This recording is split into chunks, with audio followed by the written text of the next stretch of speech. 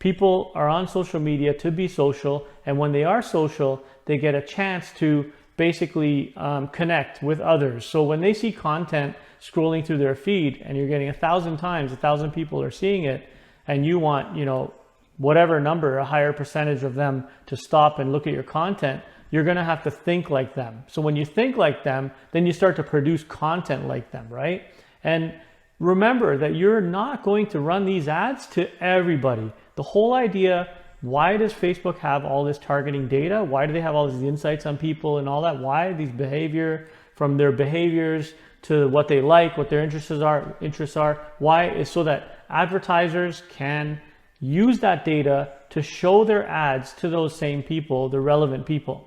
So if you have your CPM going out 1,000 impressions to the wrong people and you chose the wrong audience, well, duh, what do you think? You're going to get the wrong result, right? You're not going to get a result.